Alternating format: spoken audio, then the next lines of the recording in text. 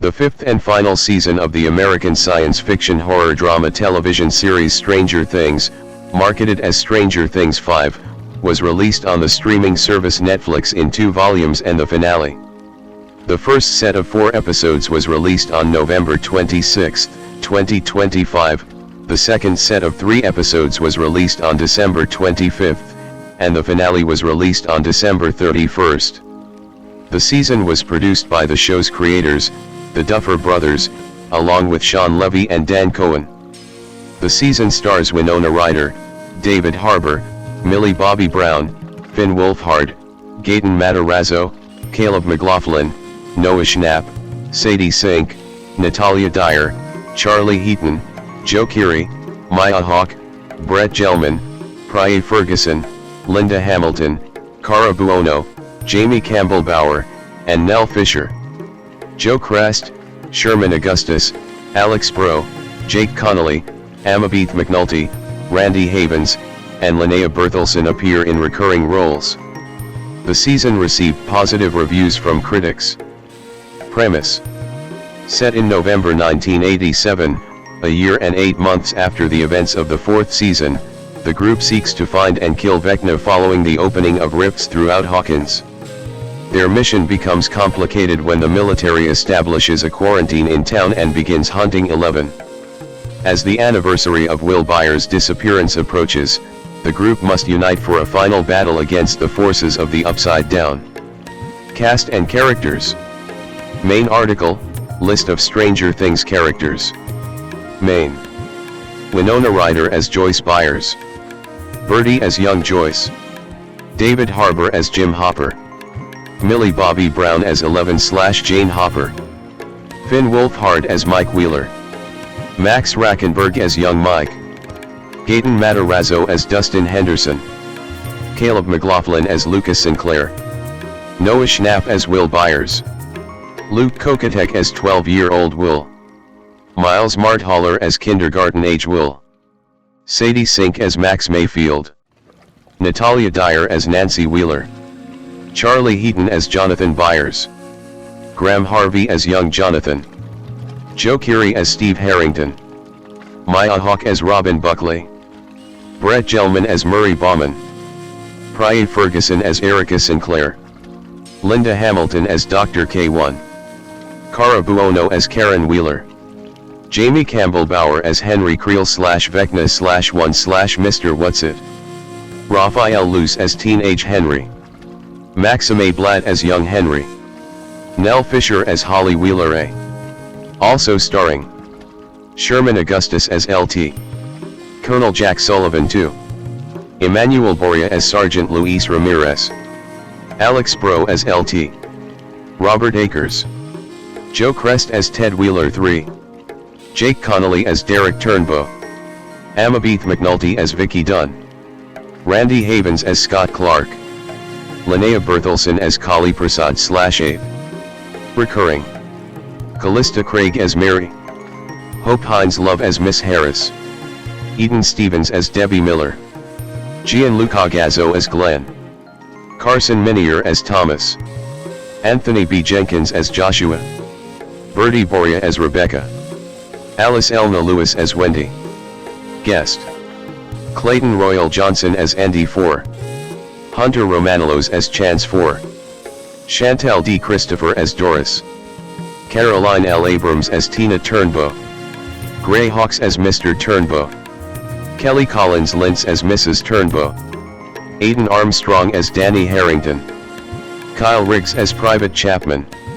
Callaway Corrick as Ashley Klein. Frederick Kohler as a scientist. Karen Cisse as Sue Sinclair. Catherine Curtin as Claudia Henderson. Arnold Powell as Charles Sinclair. Sydney Bullock as Stacy. Tilly Morris as Sarah Hopper. Episodes. See also, list of Stranger Things episodes. No. Overall no in. Season title directed by written by original release date. Volume 1. 35-1 Chapter 1, The Crawl The Duffer Brothers November 26, 2025. While hiding in the Upside Down in 1983, Will is caught by a Demogorgon and is brought to Vecna, who infects Will with a tentacle. In 1987, 19 months after the Rips incident, a contingent of the U.S. military, led by Dr. K and Lt.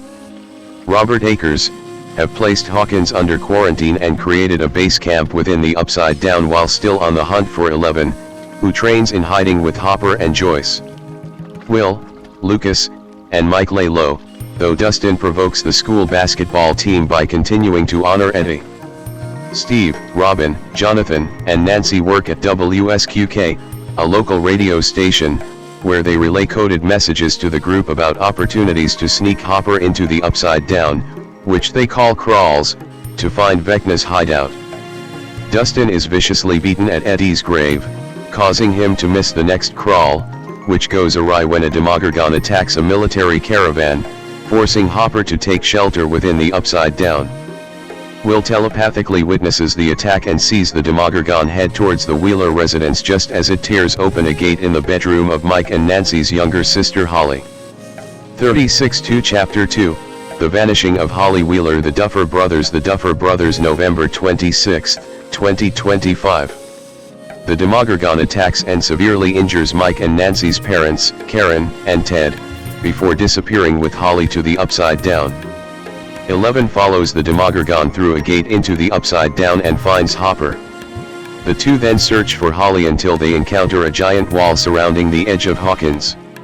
Jonathan accuses Steve of competing for Nancy's attention before a bloodied Dustin finds them, while Lucas continues tending to a comatose Max in hopes she will wake up. As Karen and Ted remain hospitalized, Nancy and Mike theorize that Mr. What's-It, Holly's imaginary friend, may be real and involved in Holly's disappearance. Robin proposes using Will's telepathic link to Vecna's hive mind to track Holly in the Upside Down. Karen informs Nancy and Mike that Mr. What's-It's first name is Henry, whom they realize is Vecna's human form, Henry Creel.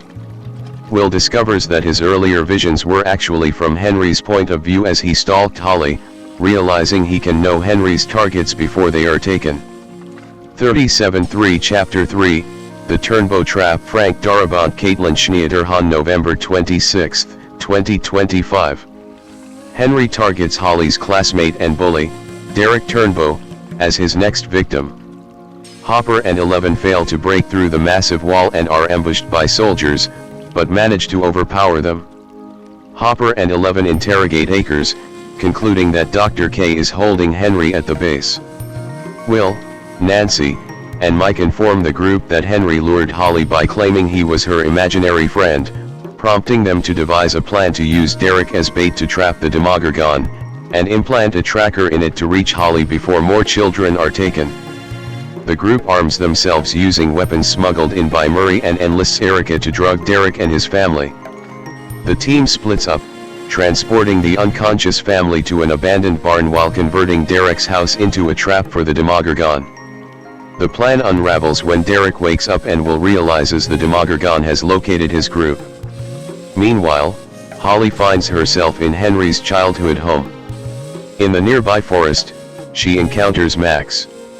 38-4 Chapter 4, Sorcerer. The Duffer Brothers, Paul Dichter, November 26, 2025. Hopper and 11 infiltrate the military base, intending to kill Henry.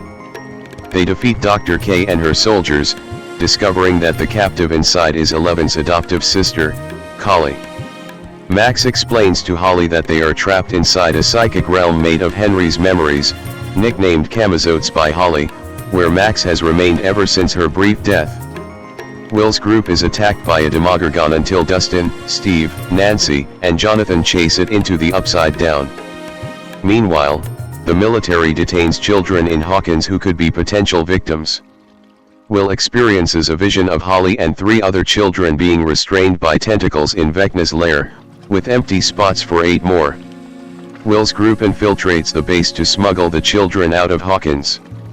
However, Henry, in his Vecna form, and 3 Demogorgons emerge from the Upside Down, slaughter most of the soldiers at the Hawkins base, and kidnap Henry's targets, including Derek. Before retreating into the Upside Down, Henry tells Will that he intends to use the children, whom he calls perfect vessels, to reshape the world. Will then unlocks psychic abilities and kills the Demogorgons to save Mike, Lucas, and Robin. Volume 2. 39-5 Chapter 5, Shock Jock Frank Darabont Curtis Gwyn December 25, 2025. In Camazotes, the kidnapped children awaken, and while most believe Henry's claim that he saved them, Holly and Derek do not. Max and Holly traverse Henry's memories of Holly to search for an escape as Derek distracts him. Henry discovers the plan, threatens Derek's family, turns into Vecna, finds Holly, and strangles Max. Will's group reanimates a dead Demogorgon using the radio tower's voltage so Will can reconnect to the hive mind and kill Vecna. Will possesses Vecna's body, breaking his leg and speaking through him to tell Max and Holly to run. Henry expels him from his mind soon after, causing Will to pass out. In the Upside Down, Hopper and Eleven escape the military base with Collie, who reveals Dr. K was using her blood, just as Dr. Brenner used Henry's blood, in failed experiments to give children powers. At Hawkins' lab, Dustin theorizes that the wall surrounding the Upside Down is a protective shield that, if destroyed, can weaken Henry. Nancy and Jonathan find a mysterious sphere on the roof of the lab. Dustin finds Brenner's journal and realizes he is wrong, but fails to warn the others before Nancy shoots the sphere. 46 Chapter 6, Escape from Camazotes Sean Levy Kate Treffry December 25, 2025. Dustin explains to Steve that the Upside Down is not an alternate dimension but a wormhole to another realm, held together by a mass of exotic matter, which they realize is the sphere on the roof. The exotic matter detonates upon being shot, causing the building to begin melting. Nancy and Jonathan become trapped in a collapsing room. Believing they will die, they end their relationship on good terms. The melting eventually halts. Max and Holly find a memory of a young Henry killing a man in self-defense in a cave. Erica and Murray recruit Mr. Clark to help locate Dustin's group. Henry uses the unconscious Will to track Max in the real world and sends demo dogs to kill her at the hospital. Hopper, Eleven, and Collie reunite with the others in Hawkins, and Eleven frees Will. At the hospital, Lucas, Robin, and her girlfriend Vicky protect Max from the demo dogs, with Karen ultimately saving them by detonating a laundry machine to kill the creatures. Seeing her exit from Vecna's mind formed via Lucas's music, Max tells Holly she needs to find her own way out and reminds her of her past bravery, allowing both to escape separately. 41-7 Chapter 7, The Bridge The Duffer Brothers and Sean Levy The Duffer Brothers December 25, 2025. Max awakens safely in the real world, while Holly awakens inside Vecna's lair and escapes through a gate, falling through the Upside Down before being pulled back by Vecna. Erica, Murray, and Mr. Clark map Dustin's location in the Upside Down to the lab, and Eleven opens a rift so the group can reunite. Dustin deduces that the Upside Down was created when Brenner forced Eleven to contact Henry, and now serves as a bridge to a separate realm, the Abyss, which Henry plans to merge with their world, likely that night. The group decides to let Henry draw the worlds close enough to climb the WSQK radio tower into the Abyss, rescue the children, and then destroy the Upside Down by detonating a time bomb near the exotic matter to stop the worlds from merging. Max volunteers to guide Eleven through Henry's mind, and Collie insists on joining. Will comes out as gay to the group, reasoning that confronting his fears weakens Vecna's hold. Henry manipulates the kidnapped children into turning against Holly. She is forced to join hands with the children and Henry, who puts them in a trance. Finale. 42-8 Chapter 8, The Right Side Up The Duffer Brothers December 31, 2025. As the others make their way to the Abyss, Eleven, Collie, and Max enter Henry's mind and stop him from merging the worlds, but he transforms into Vecna, escapes, and tricks Hopper into breaking the link. Akers forces assault the lab and kill Collie. Eleven kills them in return. Holly leads the other children out of Henry's mind while Eleven enters the Abyss to fight Henry. Will witnesses Henry's past and learns he was corrupted by a fragment of the Mind Flayer, which he fully embraces despite Will's pleas. The Mind Flayer rises as a giant kaiju, which the group kills while 11 and Will overpower Henry. The group rescues the children, and Joyce decapitates a dying Henry. Upon returning to Hawkins and detonating the bomb they placed in the Upside Down, the group is arrested by Dr. K, but released when 11 chooses to stay behind in the collapsing Upside Down. 18 months later, life returns to normal, the young adults reunite, Hopper proposes to Joyce, and the party graduate and finish a Dungeons and Dragons campaign. Mike imagines their futures and theorizes how 11 may still be alive, with the others choosing to believe him. Production. Development. On February 17, 2022, Stranger Things creators Matt and Ross Duffer released an expansive letter that included, amongst other revelations, the fourth season's two-part release schedule, their intention to produce a spin-off series set in the world of the show for Netflix, and the renewal of the series for a fifth and final season. 5. The duo had originally indicated the show was planned to run for a maximum 4 seasons, but a 5-season run was later teased by producers in 2017. 6. As with seasons past, planning for the fifth and final season of Stranger Things began before the preceding season's release. However, due to disruptions caused by the COVID-19 pandemic, the Duffers were able to completely outline the fifth season before the fourth had even begun shooting, which was a departure from their usual development cadence. They then revisited their outline and reworked the structure and events of Season 5 based on feedback they received after the release of Season 4, even going so far as to alter the series ending. 7. In June 2023, it was announced that Dan Trachtenberg had been hired to direct an episode of the season. 8. Executive producer Sean Levy was confirmed to be directing at least one episode in the season by September 2023. 9. However, after the movie Predator, Badlands, 2025, was greenlit, Trachtenberg became unable to direct his episode, so it was directed instead by Frank Darabont. 10. Darabont came out of retirement to direct 2 episodes, having been a huge fan of the series alongside his wife. 11. Writing. Writing for the 5th season began on August 2, 2022, about a month after the release of the 4th season's 2nd volume. 12. On November 6, 2022, Stranger Things Day, it was announced that the first episode would be titled Chapter 1, The Crawl, and would be written by the Duffers. 13. As noted by the Duffers in the WG Festival 2022, some unused ideas originally conceived for the 2nd season were implemented in the 5th season's storylines. Because of the COVID-19 pandemic's effects on the entertainment industry, the Duffers had time to outline the 5th season before even the 4th season could be shot, edited and released, but once the 4th season was released, the Duffers received some feedback from both the fans and collaborators of the show, leading them to rewrite some plans for the season, namely the series finale, and pitch them to Netflix, though they noted that most of their original plans stayed unchanged. 7. The writers' team described the tone of the season as if Season 1 and 4 had a baby which was injected with steroids. 14. On May 6, 2023, the Duffers announced that writing for the season had been paused due to the 2023 Writers Guild of America strike. 15. On September 27, the day the strike ended, the Twitter account of the Stranger Things writers' room posted an image stating "We're back, 16, confirming that writing had resumed. Netflix reportedly would prioritize writing this script because Stranger Things was profitable and because the actors, though still young, could not continue to portray teenagers forever.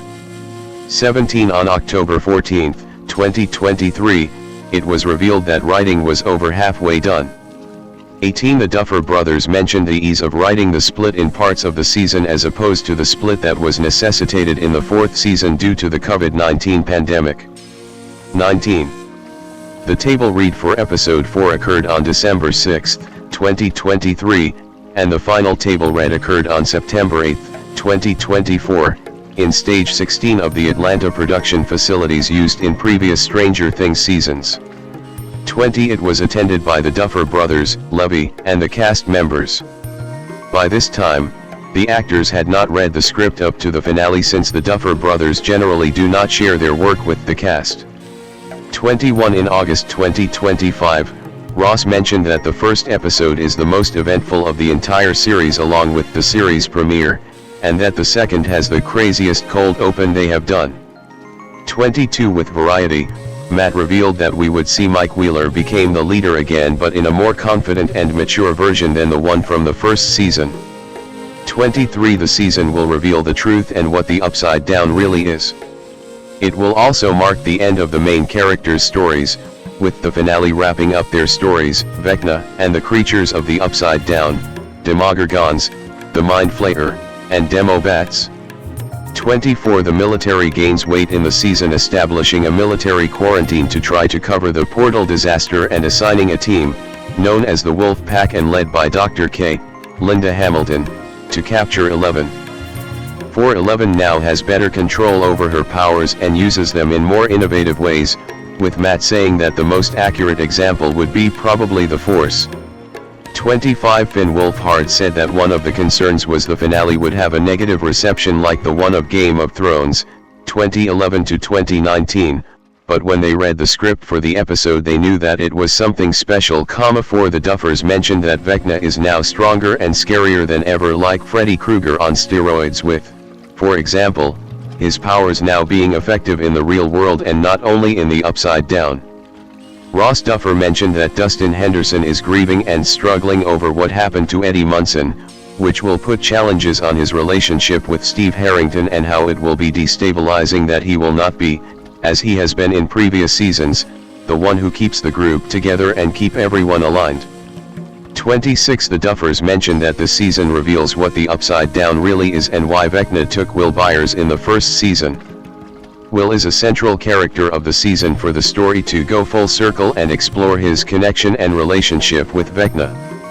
For Vecna, they drew inspiration from the bad guys in the Terminator, 1984, and Terminator 2, Judgment Day, 1991, as well as Darth Vader's entrance in the Star Wars film Rogue One, 2016, to showcase his powers in full display. 27. The Duffers discussed Will's powers, a decision they had been considering for some time.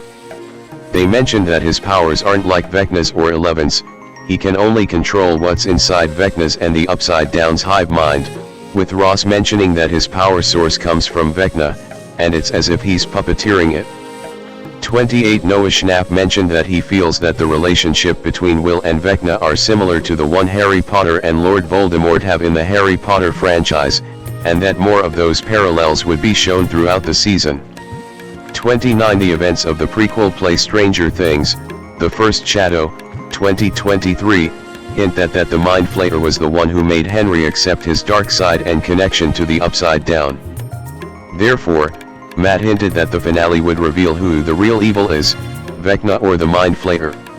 28. Ross Duffer said they never intended the ending of 11 to be with her staying with Mike and the rest of her friends, as it was necessary for her to go away so the group could move on and to close the story of Hawkins and the Upside Down. 30. Casting. The fifth season features the return of Winona Ryder, David Harbour, Finn Wolfhard, Millie Bobby Brown, Gaten Matarazzo, Caleb McLaughlin, Noah Schnapp, Sadie Sink, Natalia Dyer, Charlie Heaton, Joe Keery, Maya Hawke, Prye Ferguson, Brett Gelman, Cara Buono, and Jamie Campbell Bower. 31. When production began in January 2024, a set photo released by the team confirmed the return of Amabeth McNulty as Vicky. 32. That same month, Eduardo Franco, who had a starring role as Argyle in the previous season, stated that he was not involved and that Argyle would not return. 33. In June 2023, during Netflix's Tudum event, it was announced that Linda Hamilton would be joining the cast. 34. Hamilton had contacted the Duffers through Zoom, with them providing her information about the shape of her character, but not the story. 35. In July 2024, Nell Fisher, Jake Connolly, and Alex Bro were revealed to have joined the cast in undisclosed roles. 36-37 Amidst filming in mid-October 2024, a casting call was announced by Night Edge Media for Jim Hopper's late daughter Sarah, who was previously portrayed by Elle Graham in the first season, with indications she would similarly feature in flashback sequences with a requirement of the chosen actress to resemble Graham back then. 38 Fisher was later confirmed to appear as Holly Wheeler, who was previously played by twin actresses Aniston and Tinsley Price in the first 4 seasons. 39. The role of Mrs. Harris was written for Hope Hines Love, who was the high school drama teacher of the Duffers. 40. The season marked the return of Linnea Berthelsen as Kali Prasad/8, whose last appearance was on the 2nd season. The Duffers talked about including her in each season, but not just putting her in, to put her in, and found the right moment on this one. They mentioned that she will have a big impact on Eleven's journey, with Brown mentioning that it impacts Eleven's life because she does not have much family in her life or many people who understand her as Kali does. 41. Filming. Harbour originally expected to shoot his scenes as Jim Hopper for the season concurrently with those of his character Alexei Shostakov/Red Guardian for the Marvel Cinematic Universe, MCU, film Thunderbolts** 2025, which was originally planned to be shot at the same time as the season in Atlanta. 42. However, the 2023 Hollywood labor disputes caused both productions to be delayed. 43. Because of this, the Duffers' initial agreement with Ryder upon joining the show back in mid-2015, that of letting her take a break from the series to reprise her role as Lydia Dietz in a possible Beetlejuice, 1988, sequel that Tim Burton had been seriously planning since 2000, did not need to be granted as Ryder shot Beetlejuice 2024, amid the disputes before filming on the season began. 44. After a significant delay due to the disputes, production of the 5th season began on January 8, 2024. 45. By March 2024, Brown stated that there had been 9 months left of filming and that she had then read the script for 6 episodes. 46. On June 27, Hawk revealed on the Podcrushed podcast that the season will consist of basically 8 movies, and that the episodes are very long. 47. On July 3, Ross Duffer revealed that production was halfway done. 48. In October 2024, Wolfhard stated to People that they were almost done shooting. 49. Filming wrapped on December 20, 2024. 50-51. The last shot recorded on set was a lunchbox that didn't include any of the cast. 19. The Duffer brothers, despite the scheduling and time constraints that could have arisen, managed to structure it so every actor's last day was really their last scene. Kiri revealed that everyone felt some fatigue after filming for a year, material which he describes as incredible. Certain actors, such as Nell Fisher, had also filmed scenes from the finale before the table read. 21. Filming lasted 237 days, with the main unit capturing 630 hours of footage. 52. The Duffers revealed that they have been able to try new methods of filming for the season, such as first-person shots of the Demogorgon, the Demovision. 4. Post-production. In January 2025, the Duffers announced that post-production for the season was underway and that work on the visual effects was ahead of schedule. 53-54. In October, the Duffers revealed that the editing process of the season was already complete. 24. In October, it was reported that each episode had cost $50 to $60 million, with the season as a whole reaching a budget of $400 to $480 million. 55. Marketing. In January 2025, a missing person poster for 11, displayed as Jane Hopper, was released. 56. New footage from the season was released on May 31st, during the celebration of Tudum alongside the release dates. 57. On July 15th, the first promotional poster was released. 58. A teaser trailer was released on July 16. 59. Featuring the song Child in Time by Deep Purple. 60 Censors of Game Rant praised the emotional charge between the characters in the teaser. 61 One of the most talked about aspects of the teaser was Vecna's redesign, which had a thinner and spinier appearance. 59 62 63 The official trailer was released on October 30 64 featuring the song Who Wants to Live Forever by Queen. 65 The trailer was accidentally posted hours earlier by Netflix. 66 On November 6, during a virtual watch party, Netflix released the 5-minute opening sequence to Chapter 1, The Crawl. 67 Early that month, Lovey took a short break from filming Star Wars, Starfighter, 2027, to be able to promote the season due to the show's 10th anniversary being a special occasion for him. 68 The series had a collaboration with the video game Dead by Daylight for a second time through Stranger Things Chapter 2, released on January 27, 2026, introducing as playable characters 11, Dustin Henderson, Robin Buckley and Eddie Munson as survivors and Vecna as a killer. 69 Release. The season had its premiere at the TCL Chinese Theater on November 6, 2025, which is Stranger Things Day 70, and was released on the streaming platform Netflix in 3 segments. The first volume with 4 episodes was released on November 26. The second volume with 3 episodes was released 4 weeks later on December 25, and the series finale was released 6 days later on December 31. 71-72 For the season premiere, Netflix's bandwidth was increased by 30% to prevent slow performance, but the site crashed shortly after the premiere. 73 Upon the first volume's release, the second episode initially remained titled Chapter 2, The Vanishing of, on Netflix's season page, but was titled Chapter 2, The Vanishing of Holly Wheeler in its opening credits. 74 Netflix again crashed shortly after the finale aired.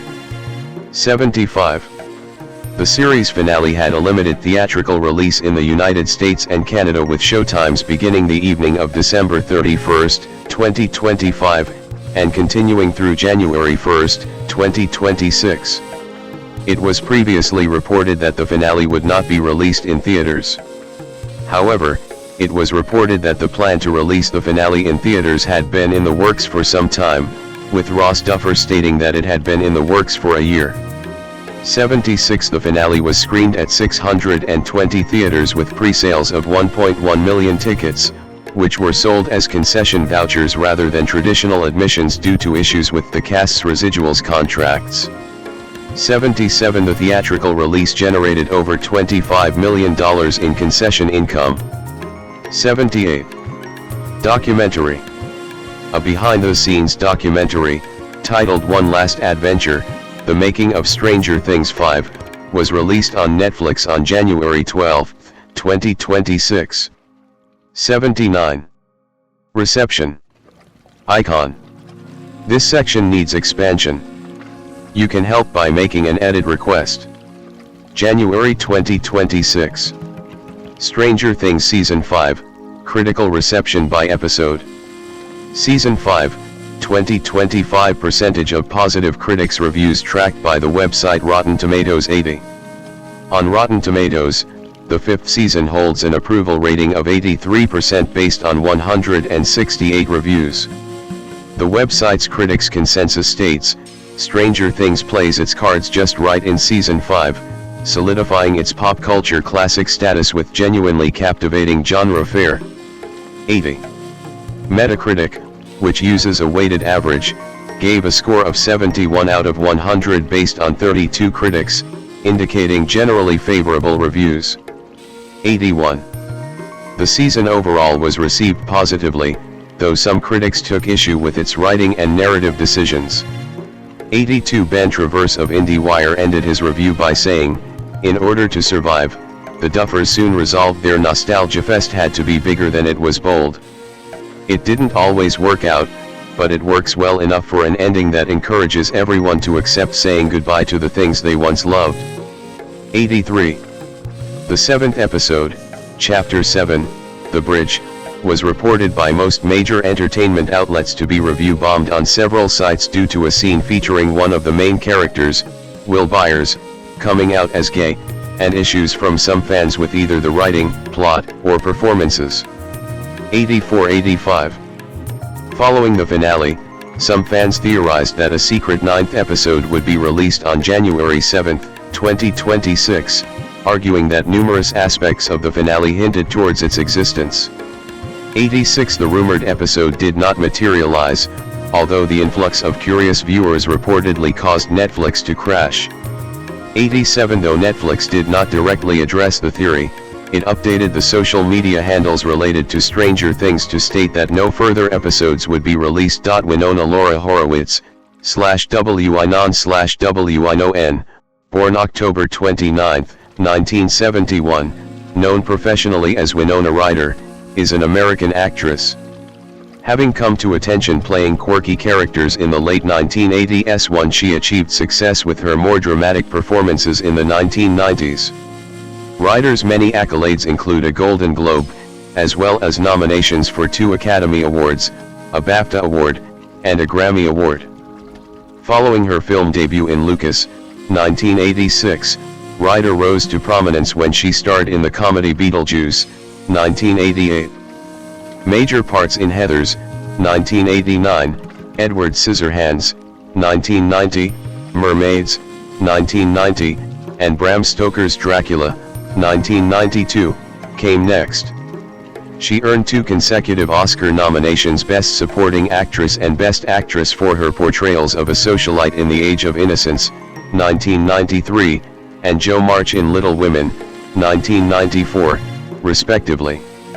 Her subsequent work included starring roles in Reality Bites, 1994, How to Make an American Quilt, 1995, The Crucible, 1996, Alien Resurrection, 1997, Celebrity, 1998, Girl, Interrupted, 1999, and Mr. Deeds, 2002.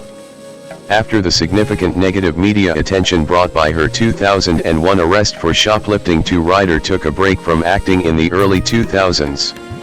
She returned with roles in films such as Star Trek, 2009, Black Swan, 2010, When Love Is Not Enough, 2010, and The Dilemma, 2011. She experienced a career resurgence for her role as Joyce Byers on the Netflix series Stranger Things, 2016 to 2025, for which she received a nomination for the Golden Globe Award for Best Actress, Television Series Drama, her 3rd Golden Globe nomination. She has since starred in the HBO miniseries The Plot Against America, 2020, and the Beetlejuice sequel Beetlejuice, 2024. Early life. Ryder and Friends in April 1986. Winona Laura Horowitz III was born in Winona County, Minnesota on October 29, 1971, the daughter of Cynthia Palmer, née Istas, and Michael D. Horowitz. 5. Cynthia is an author, video producer, and editor, while Michael was an author, editor, publisher, and antiquarian bookseller. 6-7 He also worked as an archivist for psychologist Timothy Leary, who became Ryder's godfather. 8 Ryder has Irish ancestry through her mother. 9-10 While her father was of Ashkenazi Jewish descent with roots in Romania, Russia. 11-12-13 and Ukraine. 14-15 Growing up, she visited her paternal grandparents in Brooklyn for Passover every year. 16 Her father later became an atheist and her mother became a Buddhist. 17 She has a younger brother named Yuri, in honor of Yuri Gagarin, and, from her mother's prior marriage, a half-brother named Jubal and a half-sister named Sunyata. Ryder was named after Winona, Minnesota, the closest city to the rural farmhouse in which she was born. She was given the middle name Laura after writer Aldous Huxley's wife Laura, with whom her parents were friends. 18 She derived her stage name from singer Mitch Ryder, 17 of whom her father was a fan. 19 Her family's friends included poets Allen Ginsberg and Lawrence Ferlinghetti and novelist Philip K. Dick. 18 In 1978, when she was 7 years old, she and her family relocated to a commune called Rainbow near Elk, California, where they lived with 7 other families on a 300-acre, 120-ha plot of land. As the remote property had no electricity or television sets, Ryder began to devote her time to reading and became an avid fan of J.D. Salinger book The Catcher in the Rye. 20. When she was 10, Ryder and her family moved to Petaluma, California. During her first week at Kenilworth Junior High School, she was bullied by children who mistook her for an effeminate boy. 18. In 1983, at the age of 12, Ryder enrolled at the American Conservatory Theater in nearby San Francisco and took her first acting lessons. That same year, she nearly drowned, an experience that caused her to develop aquaphobia. 18. This later caused problems in her career, such as during the filming of underwater scenes in Alien Resurrection, 1997, which had to be reshot numerous times. 18. Ryder continued to be bullied in high school, even when she achieved early film success with Beetlejuice, 1988. She recalled in 2017, "I remember thinking, oh, it's like the #1 movie. This is going to make things great at school. But it made things worse. They called me a witch." 21. Ryder has said that she is a natural brunette who was really blonde as a kid, 22, and began dyeing her hair blue and purple around the ages of 11 or 12. At the time of her audition for Lucas, 1986, her hair had been dyed black and the filmmakers asked her to keep it, which would later almost cost her a breakout role in Heathers, 1988. 23. Career. 1985 to 1990. Early roles and breakthrough. Winona was so smart. She was 15, she turned 16 on the movie. She was a prodigy. From a very young age, she was an old soul. She really got the words and the imagery. She had watched tons of old movies. She was really sophisticated intellectually. She had the beauty of Veronica. She had the intelligence. She was just the perfect anti-Heather. Denise De Novi, producer of Heathers, 1988, 24. In 1985, Ryder sent a videotaped audition, where she recited a monologue from the novel Franny and Zoe by J.D. Salinger, to appear in the film Desert Bloom.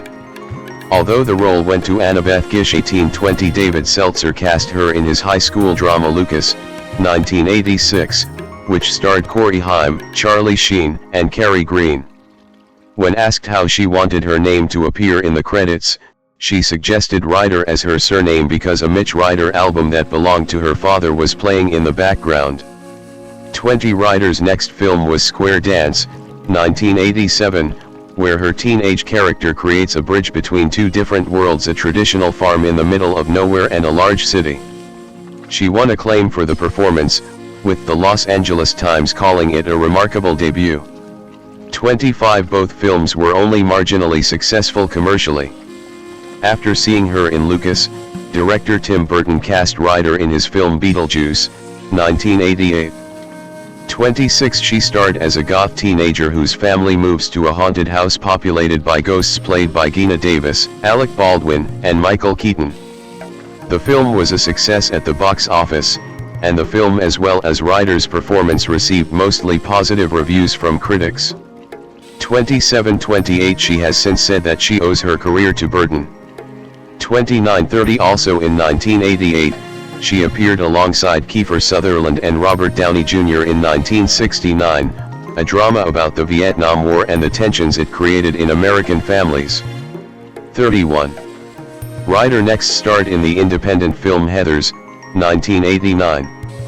The film, a satirical take on teenage life, featured Ryder and Christian Slater as high school sweethearts who begin killing off popular students.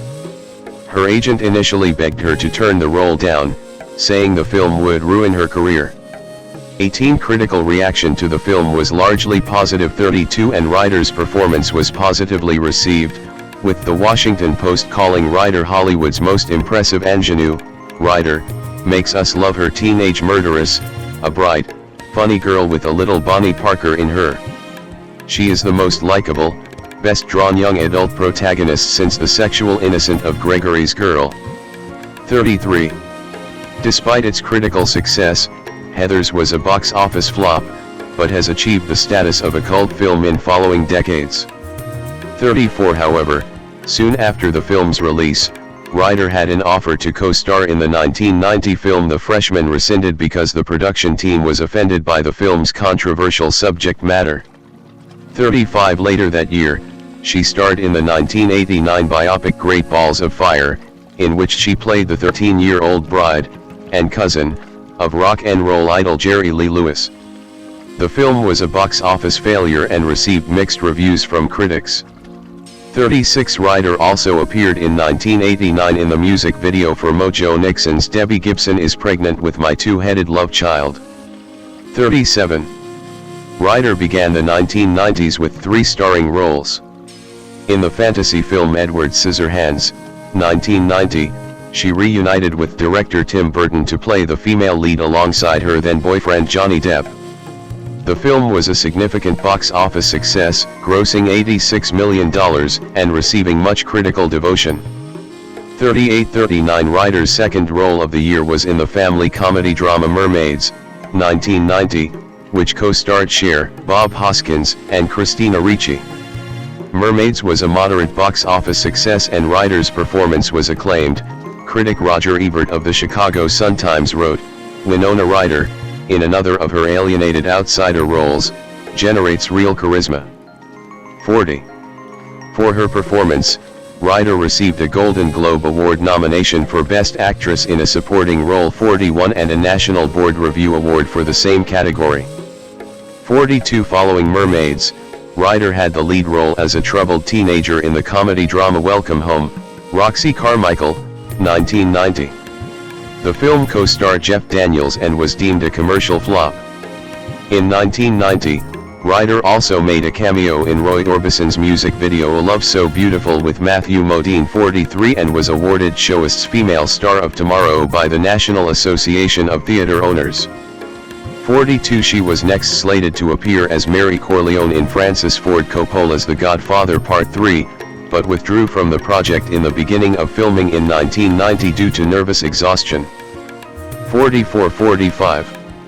1991 to 2000, established actress. In 1991, Ryder played a young taxicab driver in Jim Jarmusch's independent film Night on Earth. The film was given a limited release, but received critical praise. 46. Ryder then starred in 3 big-budget adaptations of literary classics. The first was Bram Stoker's Dracula, 1992, directed by Francis Ford Coppola and featuring Ryder in the dual role of Mina Murray and Count Dracula's past lover, Princess Elisabetta. 18. The script was originally intended for a television adaptation but Ryder liked it so much she brought it to Coppola's attention.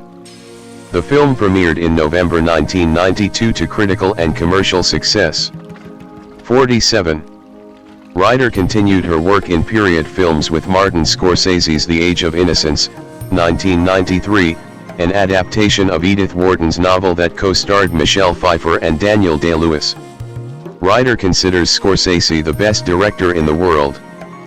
48. For her portrayal of Mae Welland, the fiancée of Newland Archer, Day-Lewis, Ryder won a Golden Globe 41 and received Academy Award and BAFTA nominations as well. 49. New archival link needed. Although not a commercial success, The Age of Innocence received critical praise upon its release in October 1993. Vincent Canby in the New York Times wrote, "Ms. Ryder is wonderful as this sweet young thing who's hard as nails, as much out of ignorance as of self-interest." 50. Ryder next starred alongside Meryl Streep, Jeremy Irons, Antonio Banderas, and Glenn Close in the melodrama The House of the Spirits, 1993, based on Isabel Allende's novel.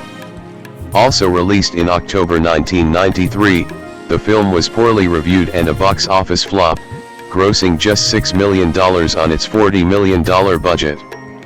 51. Ebert wrote that Ryder seems an unlikely casting choice but she is more convincing, with more abandon and passion, and she makes her character work. 52. Ryder was next set to star in Broken Dreams 53 with actor River Phoenix. The project was put on hold due to his death on October 31, 1993. 54 In 1993, Ryder also appeared on the music video Without a Trace by Soul Asylum, whose member Dave Pirner was her boyfriend at the time. 55. Among the movie's strengths are the performances, especially that of Ryder, who comes across as bright, beautiful, and more delicate than ever before. Orlando Sentinel film critic J. Boyer discussing Reality Bites 56. Ryder's next film, the Generation X drama Reality Bites, 1994, marked a departure from period films. Directed by Ben Stiller and co-starring Ethan Hawke, the film featured Ryder as a recent college graduate searching for direction in life. According to Hawke and Stiller, the film got greenlit only due to Ryder's star status. 57 Her performance received acclaim, but the film did not meet its studio's expectations in the box office. 58 Ryder returned to period films later that year, appearing as Jo March in Little Women, an adaptation of Louisa May Alcott's novel. The film received widespread praise. Critic Janet Maslin of the New York Times wrote that it was the greatest adaptation of the novel and that Ms. Ryder, whose banner year also includes a fine comic performance in Reality Bites, plays Jo with spark and confidence. Her spirited presence gives the film an appealing linchpin, and she plays the self-proclaimed man of the family with just the right staunchness. 59-60. Ryder received her second Oscar nomination for the role, this time as Best Actress. 49 In 1994, Ryder also made a guest appearance in The Simpsons episode Lisa's Rival as Allison Taylor, whose intelligence and overachieving personality makes her an adversary of Lisa. 61.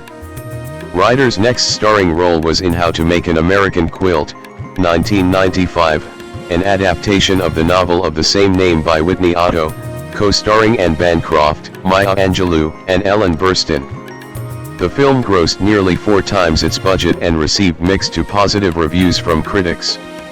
62 The same year, Ryder narrated Anne Frank's The Diary of a Young Girl, for which she received a Grammy Award nomination. A review by Audiophile praised her performance, saying, "Winona Ryder is the perfect narrator for this work. Her voice sounds very young, matching the 14-year-old's enthusiasm and frustrations." 63. Ryder received a star on the Hollywood Walk of Fame on October 6, 2000. Ryder made several film appearances in 1996, the first in Boys.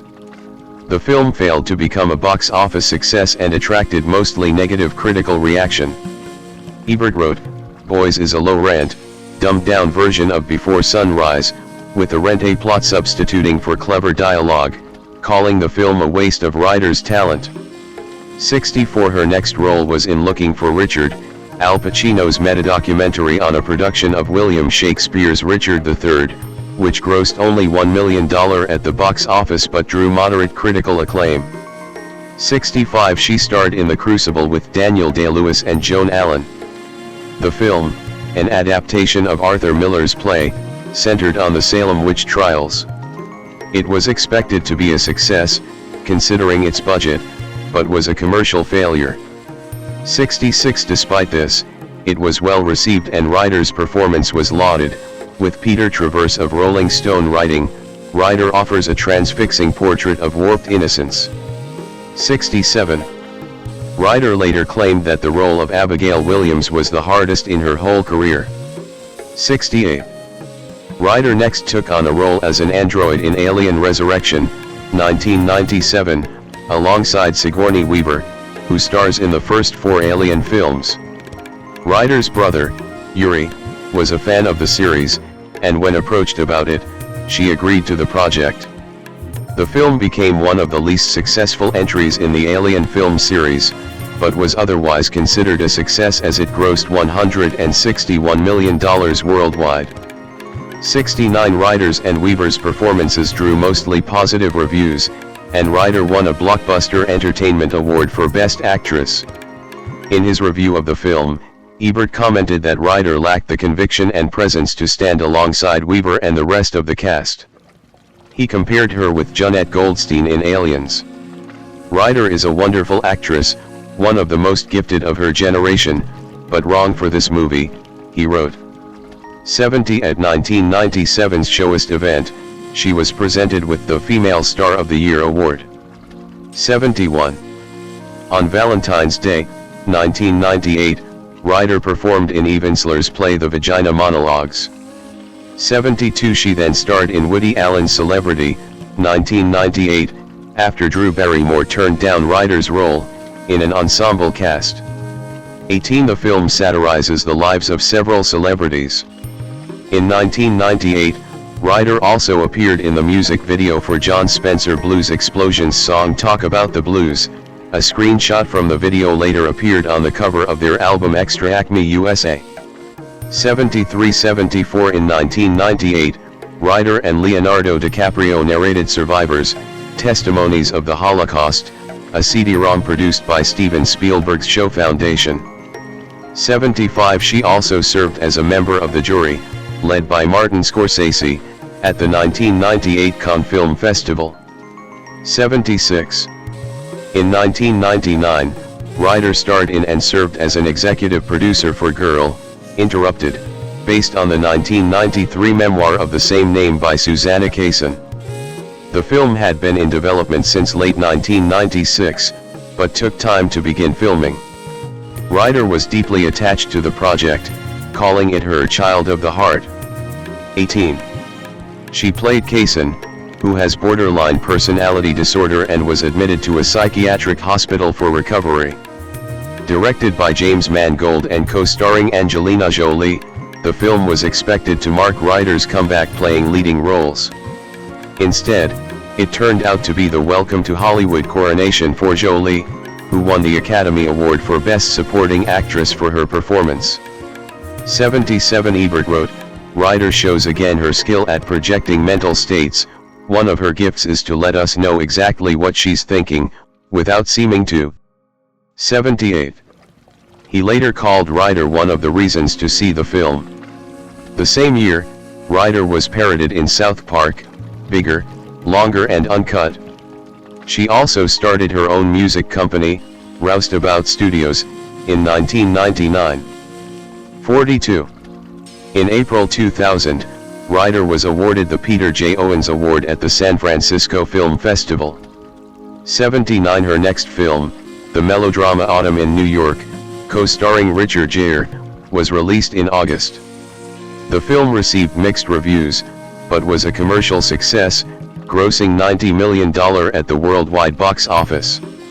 81 In September, Ryder made a guest appearance in the series finale of Comedy Central's Strangers with Candy. 82 She then played a nun of a secret society loosely connected to the Roman Catholic Church and determined to prevent Armageddon in Lost Souls, 2000, a commercial failure. Ryder refused to do commercial promotion for the film. 18 She later said, I was attracted to Lost Souls because I know nothing about this subject. I personally don't believe in demonic possession. For me to play this woman was a real challenge. She is the ultimate believer. Most of all, I just wanted to do a movie in the thriller genre, at least one. 83. On October 6, 2000, Ryder received a star on the Hollywood Walk of Fame. 84.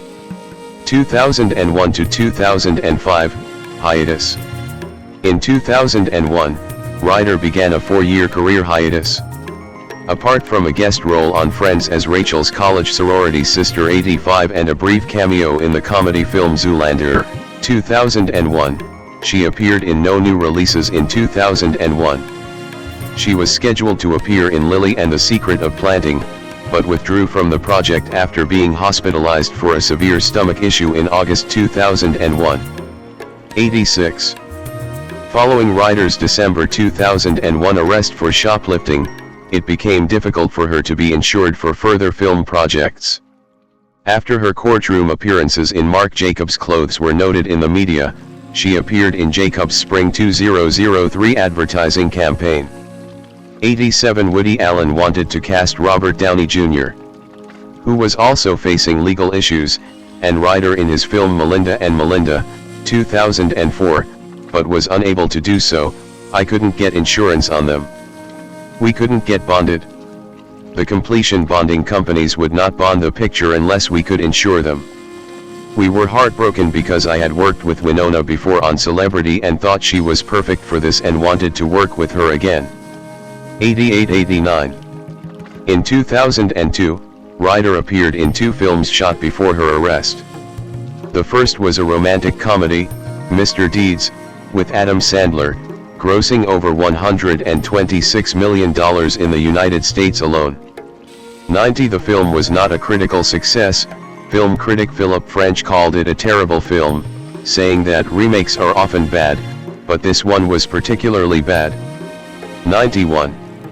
The second film was the science fiction drama Simone, in which she portrayed a glamorous star who is replaced by a computer-simulated actress due to the clandestine machinations of a director, portrayed by Al Pacino. On May 18, 2002, Ryder hosted Saturday Night Live. 92-93. In 2005, Ryder co-produced and co-narrated the documentary The Day My God Died, 2004, with Tim Robbins, which focuses on international child sex trafficking. 1.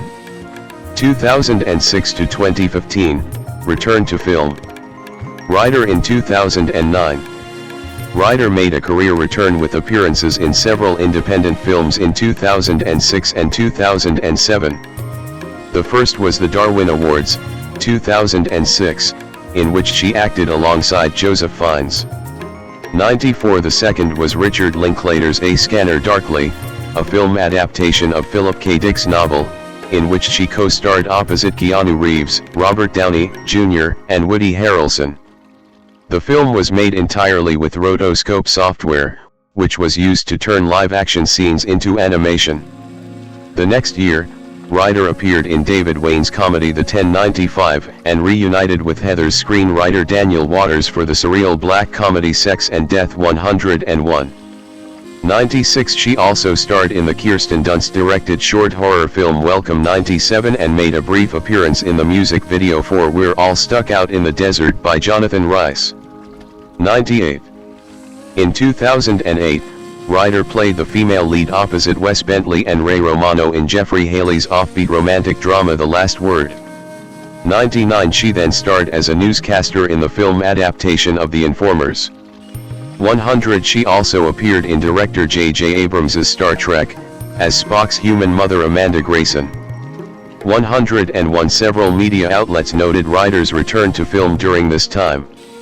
91. 102. 103. In 2009, Ryder starred alongside Robin Wright and Julianne Moore in Rebecca Miller's The Private Lives of Pippa Lee, 2009.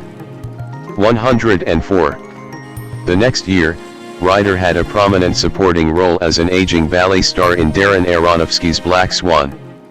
She also starred in the independent film Stay Cool alongside Hilary Duff, Mark Polish, and Chevy Chase, and in the television movie When Love Is Not Enough, The Lois Wilson Story.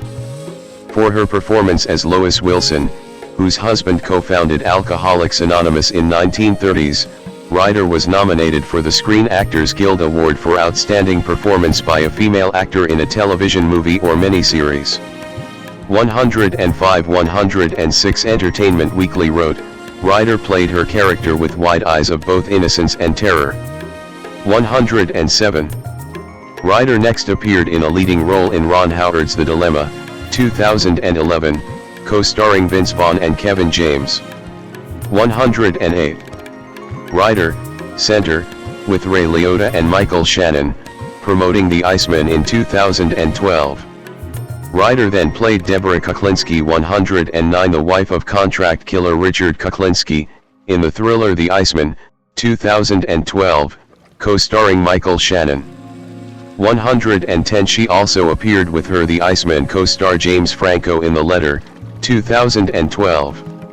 111. She reunited with director Tim Burton, who directed her in the music video for The Killer's single, Here With Me, 112, and cast her in the animated 3D feature film Frankenweenie, 2012.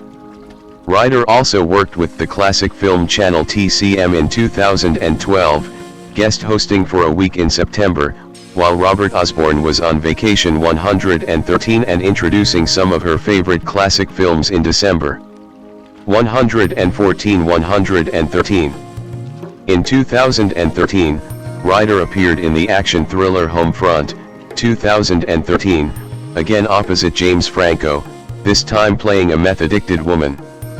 Stephen Boone of RogerRebert.com wrote, Ryder often seems on the verge of laughing in Franco's face as he attempts to manhandle and pimp-talk her.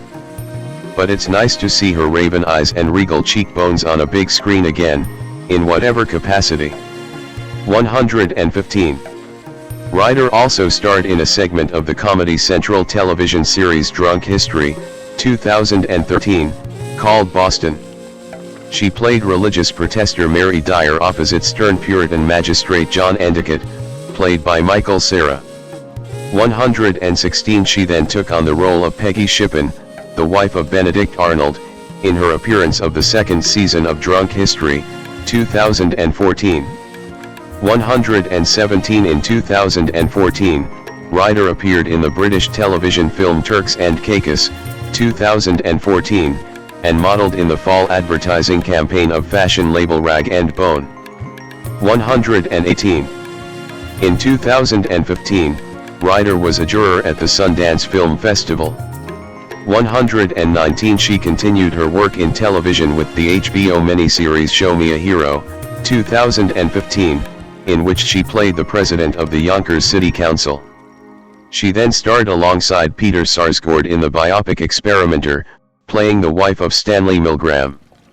Experimenter was released to positive reviews in October 2015. 121. Ryder also appeared in advertisements for Marc Jacobs 122, both for their cosmetics and for their spring 2016 collection. 123. 124. 2016, present, Stranger Things and Resurgence. In 2016, Ryder began starring in the Netflix science fiction horror series Stranger Things 125, created by the Duffer Brothers, playing Joyce Byers, a single mother whose 12-year-old son will vanishes mysteriously. The Duffer Brothers said that Ryder has a very intense energy about her, a wiry unpredictability, a sort of anxiousness that we thought we'd really lean into. 126.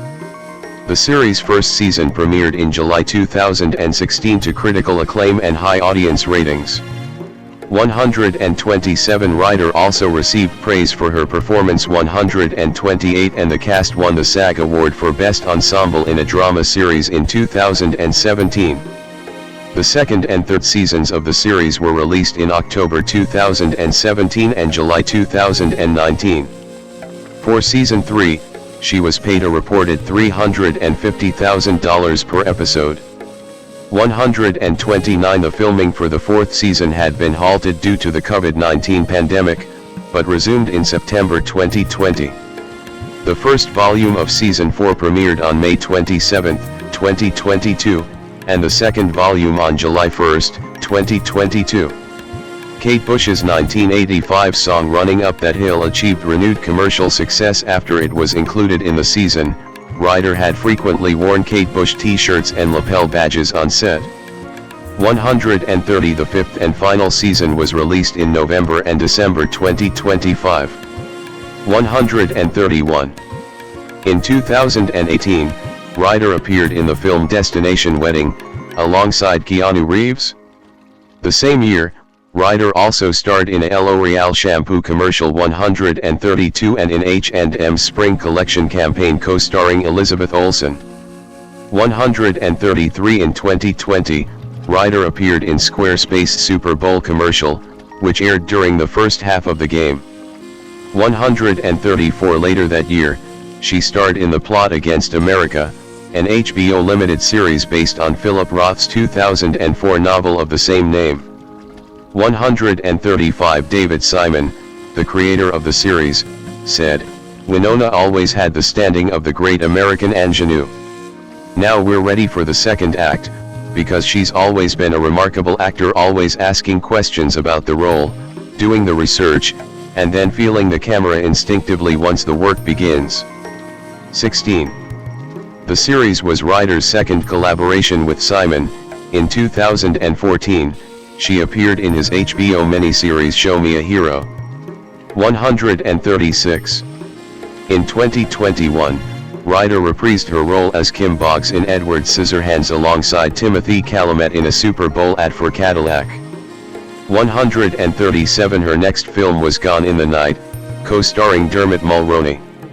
As early as 1992, Ryder had expressed her willingness to appear in a sequel to Beetlejuice 138, hinting at such a return in a November 2013 interview, provided that Burton and Keaton were involved. 139. And confirmed again in August 2015 that she would reprise her role in the sequel. 140. The sequel, Beetlejuice, wrapped filming in late 2023, and was released in October 2024. 141. Personal life. Ryder in 2010. Ryder resides in San Francisco, California, also maintaining a home in Los Angeles for work purposes and an apartment in the Williamsburg neighborhood of New York City. 142.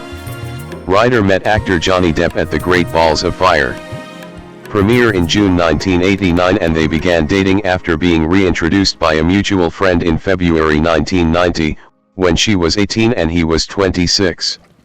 They became engaged 5 months later, but split up in June 1993. 143. 144. She dated musician Dave Pirner from 1993 to 1996. 145. Actor Matt Damon from 1998 to 2000, and musician Paige Hamilton from 2003 to 2005. 146. She has been in a relationship with fashion designer Scott McInleyhan since 2011. 147. 148. Ryder is Jewish and has experienced anti-Semitism. 16. Stating in 2010, and reiterating in 2020, that Mel Gibson made anti-Semitic and homophobic remarks to her and a gay friend in the 1990s. 149. She suffers from insomnia and has been a victim of stalking. 145. 150. 151. In 2025, she indicated that she may have autism. 152. Charity work. American Indian College Fund. Ryder has been involved in philanthropic work since her 20s for the American Indian College Fund, which sends low-income Native Americans to universities. 153. 154. Polyclass. In 1993, Ryder offered a $200,000 reward for information leading to the safe return of kidnapped child Polly Klaas 155-156, who had lived in Petaluma, California, where Ryder partially grew up. After Klaas' death, Ryder dedicated her performance as Jo in the 1994 film adaptation of Little Women, one of Klaas' favorite novels, to her memory. 157. During a sentencing hearing related to her 2001 shoplifting arrest, Ryder's attorney Mark Garagos referred to her work with the Polly Klaas Foundation and other charitable causes. In response, Deputy District Attorney Ann Rundle said, "What's offensive to me is to trot out the body of a dead child." 158. Klaas' father defended Ryder and denounced Rundle for her comments. 158. 159. Legal issues. On December 12, 2001, Ryder was arrested on shoplifting charges in Beverly Hills, California, accused of stealing $5,500 worth of designer clothes and accessories from a Saks Fifth Avenue department store. 160. 161. 162. Los Angeles District Attorney Stephen Cooley assembled a team of 8 prosecutors and filed 4 felony charges against her. 163. Failed verification. Ryder hired celebrity defense attorney Mark Garagos. Negotiations failed to produce a plea bargain in the summer of 2002 as the prosecution insisted on charging Ryder with a felony rather than a misdemeanor. Joel Mowbray from National Review noted that the prosecution also refused the store's own request to drop the charges. 164-165. Ryder was accused of using drugs such as oxycodone, diazepam, and Vicodin without a valid prescription, but prosecutors dropped a drug possession count after it was proved that a doctor indeed provided them to her as a medical treatment. 166. She was convicted of grand theft 167 and shoplifting, but acquitted on the charge of burglary. 168. In December 2002, she was sentenced to 3 years of probation, 480 hours of community service, $3,700 in fines, and $6,355 in restitution to the store, and ordered to attend psychological counseling and drug counseling. 169. On June 18, 2004, after Superior Court Judge Eldon Fox reviewed Ryder's probation report and observed that she had served 480 hours of community service, the felonies were reduced to misdemeanors. She finished her probation in December 2005. 170. Ryder later explained that the incident occurred during a difficult time in her life in which she was clinically depressed. 171. She added that the pain-killing medication, which a quack physician had prescribed her, clouded her judgment significantly. 172. 173. Jules Mark Lussman, who prescribed the medication, subsequently had his medical license revoked by the Medical Board of California for unethically prescribing medication to his patients. 174. Filmography and awards. Main articles: Winona Ryder filmography and awards and nominations. Ryder has been recognized by the Academy of Motion Picture Arts and Sciences for the following performances: 66th Academy Awards, 1994 Best Supporting Actress, nomination, For the Age of Innocence. 67th Academy Awards, 1995 Best Actress, nomination, for Little Women. Ryder has been nominated for 3 Golden Globe Awards, winning 1 British Academy Film Award, 7 Screen Actors Guild Awards, winning 1, and 1 Grammy Award. David Kenneth Harbour, born April 10, 1975, is an American actor.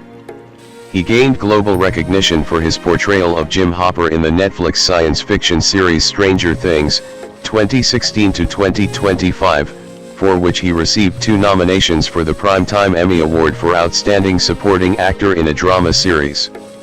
His starring film roles include the title character in Hellboy, 2019, Santa Claus in Violent Night, 2022, and a former racer in the sports film Gran Turismo, 2023.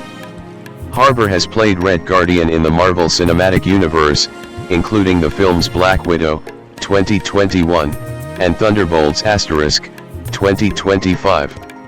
Harbour also voiced Eric Frankenstein in the animated television series Creature Commandos, 2024, present. Early life and education. Harbour was born in White Plains, New York, to Kenneth and Nancy, née Riley, Harbour, both of whom work in real estate, his mother in residential and his father in commercial. 2. He attended Byram Hills High School in Armonk, New York, along with actors Sean Marr and Eyal Padel. He graduated from Dartmouth College in Hanover, New Hampshire, in 1997-3, where he majored in drama and Italian and was a member of the Sigma Phi Epsilon fraternity. 4. As a young man in New York City, Harbour participated in gambling at underground poker clubs and attests that he personally knew the gangster who was the basis for John Malkovich's character Teddy KGB in the 1998 film Rounders. 5. Career. 1994 to 2013, early years and year. Harbour at the 2014 Toronto International Film Festival. From 1994 to 1997, Harbour performed with the theatre at Monmouth at Cumston Hall in Monmouth, Maine, where he acted in Shakespearean productions such as The Tempest, Much Ado About Nothing, The Winter's Tale, and Hamlet. Harbour began acting professionally on Broadway in 1999, in the revival of The Rainmaker. 6. He made his television debut that year on the television show Law and Order, playing a waiter.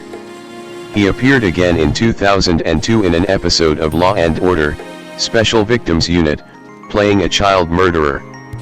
He had the recurring role of MI6 agent Roger Anderson in the ABC series Pan Am. In 2005, he was nominated for a Tony Award for his performance as Nick in the revival of Who's Afraid of Virginia Woolf. Harbour is also known for his role as CIA agent Greg Beam in Quantum of Solace, as Shep Campbell in Revolutionary Road, and as Russell Crowe's source in State of Play. He also received praise for his role as spree killer Paul Devildus in a 2009 episode of Law & Order, Criminal Intent.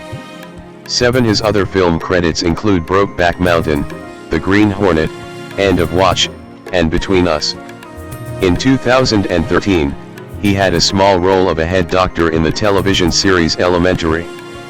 From 2012 to 2014, he also had the recurring role of Elliot Hirsch in The Newsroom. 8.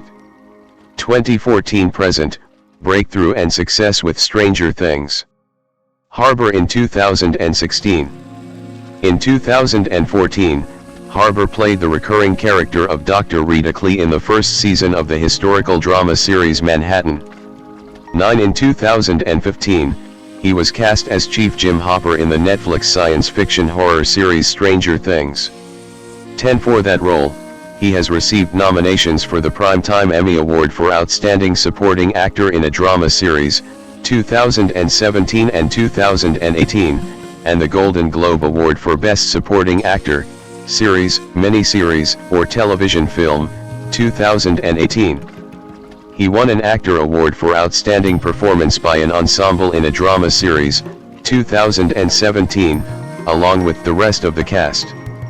Harbour starred as the title character in the superhero reboot film Hellboy, 2019. 11. He most recently portrayed Alexei Shostakov/Red Guardian in the Marvel Cinematic Universe, MCU, film Black Widow, 2021, 12/13 and reprised the role in Thunderbolts*, 2025. He also had starring roles in Christmas action comedy film Violent Night, 2022, and in the Neil Blomkamp sports film Gran Turismo, 2023, based on the PlayStation video game series of the same name. 14. Personal life. Harbour had relationships with Alison Sudol and Julia Stiles. 15-16. Starting in 2019, he was in a relationship with English singer-songwriter Lily Allen. They made their red carpet debut during the 26th Annual Screen Actors Guild Awards. They married on September 7, 2020, in Las Vegas in a wedding officiated by an Elvis impersonator. 17. The couple shared a brownstone house in Brooklyn. 18. And worked with the architect Ben Bischoff. 19. In December 2024, The Telegraph alleged that Allen and Harbour had separated, after Allen's dating profile was reportedly spotted on the exclusive dating app Raya. 20. Other reports state that the couple had separated in early 2025. 21-22. After the release of Allen's fifth studio album West End Girl, she stated that it was partially based on the demise of their relationship and Harbour's alleged infidelity. 23. In an interview with The Guardian on his role in Black Widow in July 2021, Harbour said he was a socialist. "I don't know that there's anyone who could disagree with socialist ideology." He elaborated, "The idea of a kindergarten-type society where we share things is my ideal society, as opposed to this world where we're hunting and killing and destroying for our own personal hoarding, our own personal greed." 24. Harbour struggled with alcoholism in his past 25 and has been sober since he was 24, after hitting rock bottom as he faced homelessness, loneliness, and thoughts of suicide. 26. He began drinking as a teenager and the habit worsened during college. He decided to stop drinking after feeling very lonely and needing a different direction in my life, and has said, "I enjoy consciousness too much now to drink again." 4. At age 26, Harbour was diagnosed with bipolar disorder. 27, 25, 28, 29. Harbour enjoys watching Let's Plays and speed runs of old video games. 30. Harbour is a fan of the NHL's New York Rangers. 31. He is a former believer in the paranormal. Millie Bobby Brown, born February 19, 2004, known professionally as Millie Bobby Brown, is a British actress and film producer. She gained international recognition for playing Eleven in the Netflix science fiction series Stranger Things, 2016 to 2025, for which she received nominations for 2 Primetime Emmy Awards. In 2018, Brown was featured in the Time 100 list of the world's most influential people too, and she was appointed as a UNICEF Goodwill Ambassador, the youngest person ever selected for this position. 3. Brown has starred in the monster film Godzilla, King of the Monsters, 2019, and its sequel Godzilla vs. Kong, 2021. She also starred in and produced the Netflix films Enola Holmes, 2020, Enola Holmes 2, 2022, Damsel, 2024, and The Electric State, 2025. Early life. Millie Bobby Brown was born on 19 February 2004 in Marbella, Andalusia, Spain. The third of 4 children of British parents Kelly and Robert Brown, an estate agent. 7. Her middle name is Bonnie, 8, but she changed it to Bobby when she began using a stage name. 9. She was born with partial hearing loss in her left ear and gradually lost all hearing in that ear over several years. 10. 11. She moved with her family back to England when she was 4, settling in Bournemouth. When she was 8, the family moved to Orlando, Florida. 12. Brown says she grew up with no money, and the financial insecurity of her upbringing has affected her relationship with money in adulthood, even after achieving success through Stranger Things as a child actor. 13. Career. 2013 to 2017, early roles and Stranger Things. Brown in 2016. In 2013, Brown made her acting debut as a guest star in the ABC fantasy drama series Once Upon a Time in Wonderland, a spin-off of Once Upon a Time, portraying the role of young Alice. 14. In 2014, she had a starring role in the BBC America paranormal drama thriller series Intruders as Madison O'Donnell. 15. She made guest appearances in the CBS police procedural drama NCIS, the ABC sitcom Modern Family, and the ABC medical drama series Grey's Anatomy. 16-17. In 2016, she auditioned for Lady Lyanna Mormont on Game of Thrones but didn't get the role. 18. Then, Brown was cast to play Eleven in the Netflix science fiction horror series Stranger Things. 19. She received critical praise for her performance. 20. And she was nominated for the Screen Actors Guild Award for Outstanding Performance by a Female Actor in a Drama Series and the Primetime Emmy Award for Outstanding Supporting Actress in a Drama Series. She then won the Screen Actors Guild Award for Outstanding Performance by an Ensemble in a Drama Series with her co-stars. 21. And won the 43rd Saturn Award for Best Performance by a Younger Actor in a Television Series. 22. For her role as Eleven in the 2nd season of Stranger Things, she received her 2nd nominations for a Screen Actors Guild Award and a Primetime Emmy Award in 2018. 23. She reprised the role through to the series' 5th and final season in 2025. 24. In November 2016, Brown starred in the music video for Sigma and Birdie's single Find Me. Since November 2016, she has appeared in commercial advertisements for investment and financial service company Citigroup. 25. In January 2017, she made her modeling debut in Calvin Klein's By Appointment campaign. 26. The following month, she was signed to the agency IMG Models. 27. Brown appeared in the advertisement campaign of the Italian brand Moncler in the summer of 2018. 28. Brown has also made appearances on the cover of Vogue. 29. 2018, present. Brown in 2023. Brown was chosen to voice in the Darren Aronofsky-produced virtual reality experience Spheres, Songs of Space-Time. 30. In 2018, she was named one of the 100 most influential people in the world by Time, becoming the youngest person to be included in the list. 31. Additionally, she was named by Time magazine as one of the most influential teens of 2017 and 2018. 32-33 that year, she became the youngest person ever to be appointed a UNICEF Goodwill Ambassador. 34 EA Games announced that Brown collaborated with The Sims 4 programmers to feature in The Sims 4 Positivity Challenge.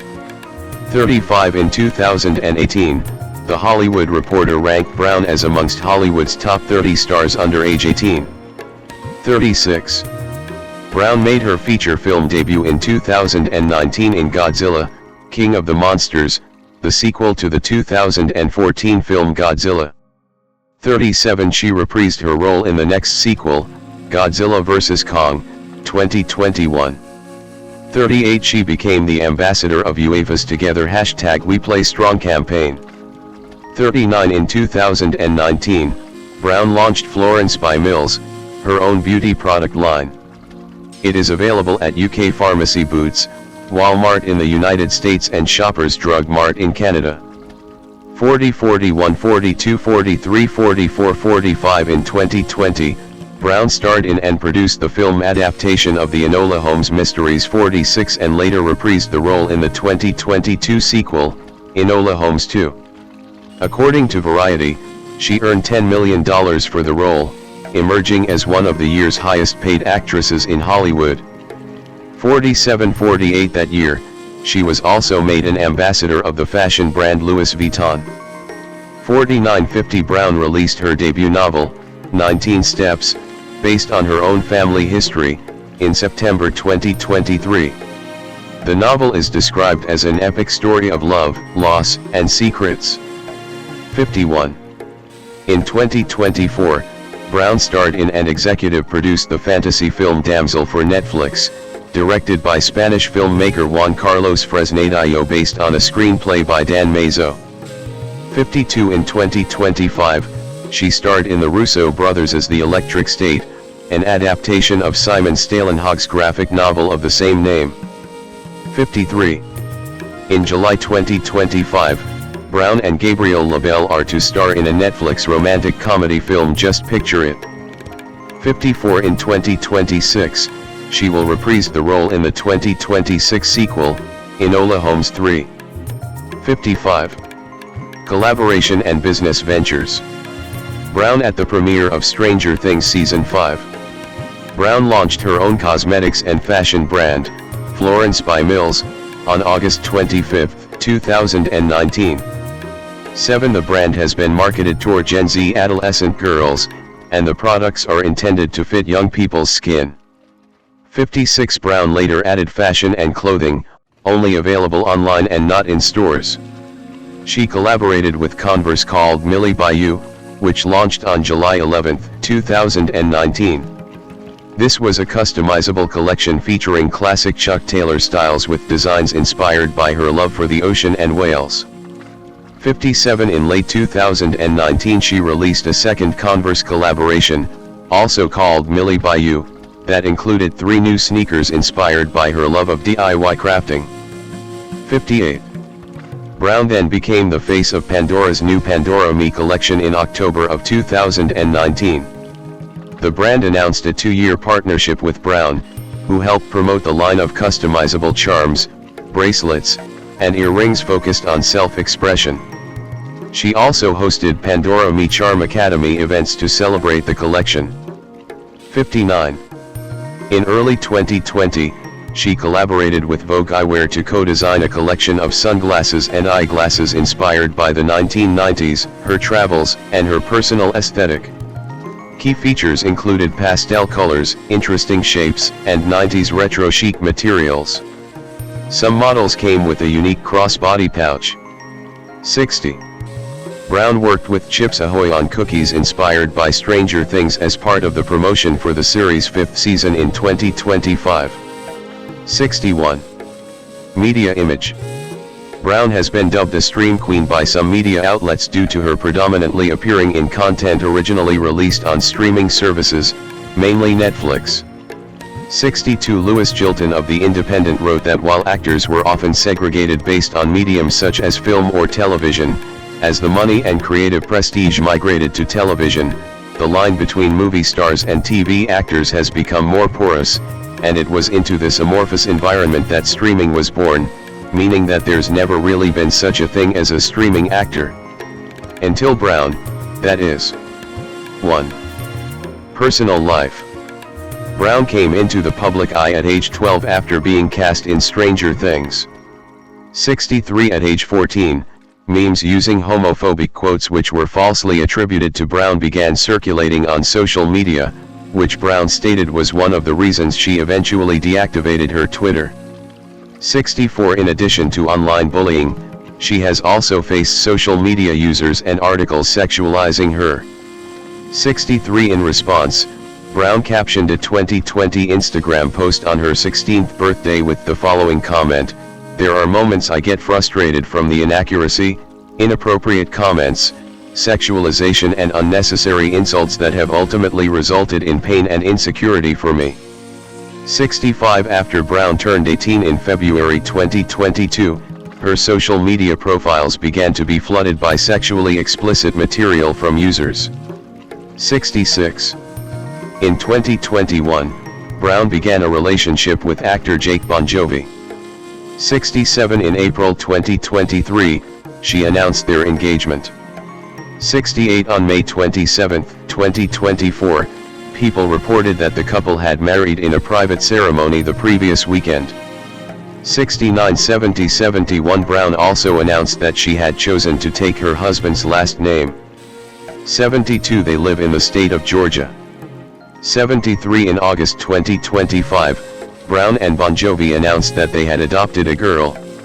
74 Her close friend and Stranger Things co-star Noah Schnapp is her daughter's godfather. 75. As of August 2022, she has been an online student at Purdue University, studying health and human services. 76. On March 3, 2025, addressing media backlash over her appearance, Brown posted a video on her Instagram account criticizing journalists, including multiple reporters from Daily Mail and former Great British Bake Off host Matt Lucas, for what she said was bullying and body shaming. Brown stated that as an adult, she should not be expected to continue looking like a child. 77-78 The next day, Lucas posted an apology on Instagram for his comments. Finn Michael Wolfhard, born December 23, 2002, is a Canadian actor, musician, and film director. He received international attention for playing Mike Wheeler on the Netflix series Stranger Things, 2016 to 2025. He also played Richie Tozier in the horror film It, 2017, and its sequel It Chapter 2, 2019, and Trevor Spengler in the supernatural comedy Ghostbusters, Afterlife, 2021, and its sequel Ghostbusters, Frozen Empire, 2024. Wolfhard has also directed the comedy short film Night Shifts, 2020, as well as the feature Hell of a Summer, 2023. As a musician, he was the lead vocalist and guitarist for the rock band Calpurnia, and has been a member of the Aubrys since 2020. Early life. Finn Michael Wolfhard was born on December 23, 2002 in Vancouver, British Columbia, to a family of French and German descent with Jewish heritage. He attended Catholic school. 3 His father, Eric Wolfhard, is a researcher on Indigenous land claims in Canada. 4 He has an older brother, actor Nick Wolfhard. 5. Career. Wolfhard's first acting role was in the 2012 music video for the song Retro Oceans by Vancouver band Facts. 6-7 In 2014, he made his television debut as Zoran in the second season of the post-apocalyptic science fiction series The 100. The following year, he appeared as Jordy Pinsky in the series Supernatural. 8. Wolfhard in 2017. In 2016, Wolfhard began portraying Mike Wheeler in the Netflix series Stranger Things. 9 He auditioned for the role via video after seeing an open casting call. 10 Wolfhard, along with his castmates, won a SAG Award for Outstanding Performance by an Ensemble in a Drama Series. 11 He and co-stars Noah Schnapp, Gaten Matarazzo, and Caleb McLaughlin competed against one another in a 2017 episode of Spike's Lip Sync Battle. 12. In July 2017, Wolfhard co-directed his first music video with Josh O'Valley for the band's Spend Time Palace's song Sonora. 13. Wolfhard made his feature film debut playing Richie Tozier in the 2017 film adaptation of Stephen King's It. 14. 15. The casting of Wolfhard in both Stranger Things and It, both set in the 1980s, had been a coincidence. 16. According to Wolfhard, he had been initially cast as Richie when Cary Fukunaga was attached as director and co-writer, but when Fukunaga left the project over creative differences, the role fell through, which allowed him to pursue Stranger Things. 17. Once Andy Muschietti became attached to it, Wolfhard had to re-audition for the role of Richie.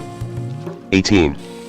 In October 2017, Wolfhard parted ways with his former agency, APA, and fired former agent Tyler Grasham following allegations that Grasham had sexually assaulted aspiring young male actors.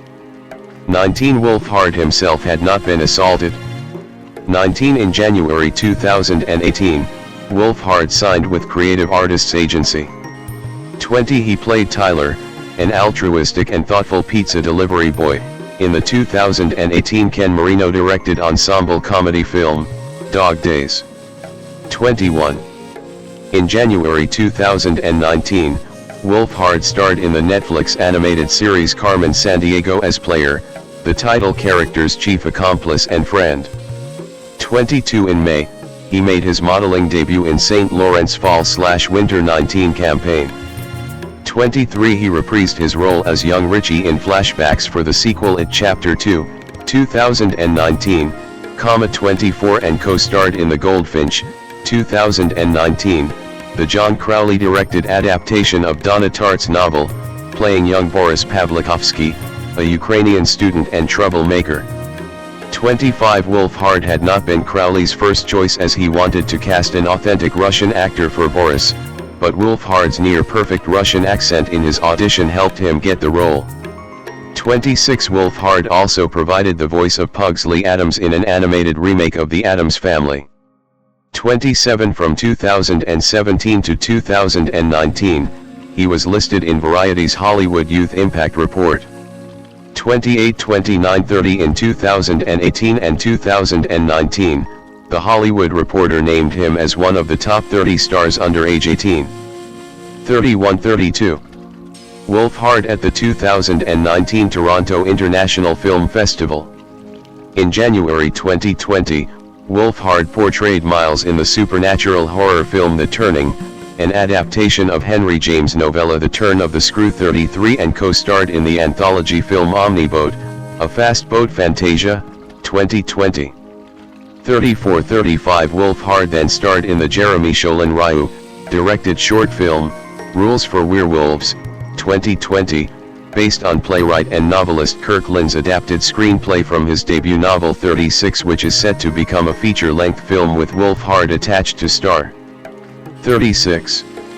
He lent his voice to two Adult Swim productions, the animated series, Smiling Friends 37, 38, and the animated series J.J. Villard's Fairy Tales as Boapunzel, a gender-swapped version of Rapunzel. Wolfhard joined the Jason Reitman directed comedy miniseries home movie, The Princess Bride, which raised money for World Central Kitchen 39 and performed a live reading of The Princess Bride's script, as the grandson, for a Democratic Party of Wisconsin charity event in September 2020. 40.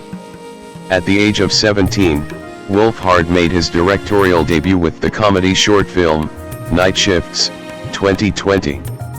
41. He released the film on YouTube the following year.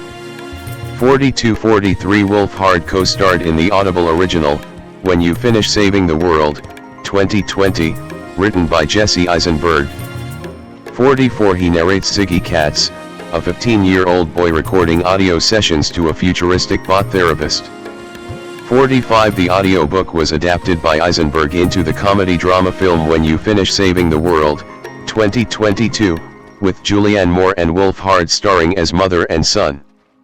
46. In July 2020, it was announced that Wolfhard and his brother Nick would be headlining the voice cast of sci-fi animated series New Gen, playing twin brothers.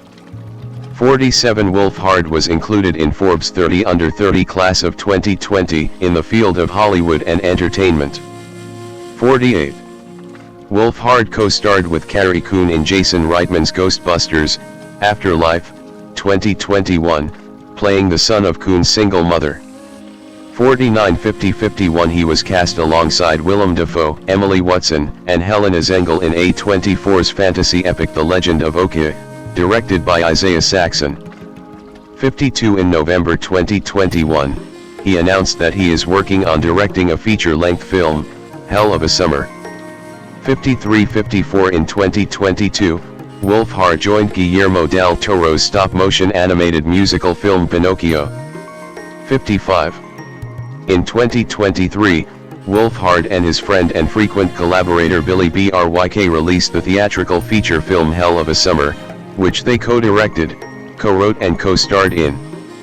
56 The film debuted at the 2023 Toronto International Film Festival. 57 Where it was named second runner-up for the People's Choice Award for Midnight Madness.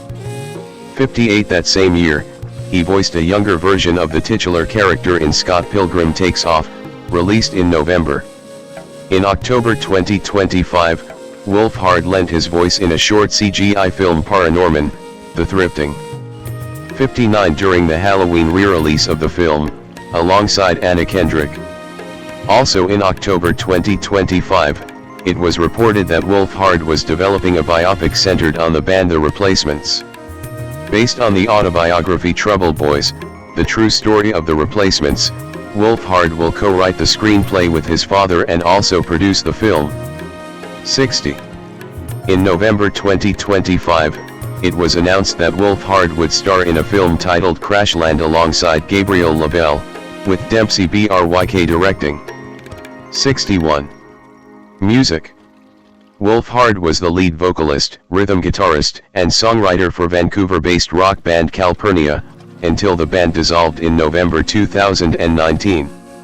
62 A few weeks later, it was announced that Wolfhard's new band, the Aubrys, with Calpurnia drummer Malcolm Craig, would debut on the soundtrack of his film, The Turning, 2020. 63 The Aubrys released their single, Loved One on March 10, 2020. 64 and their debut EP, Soda and Pie, through AWAL.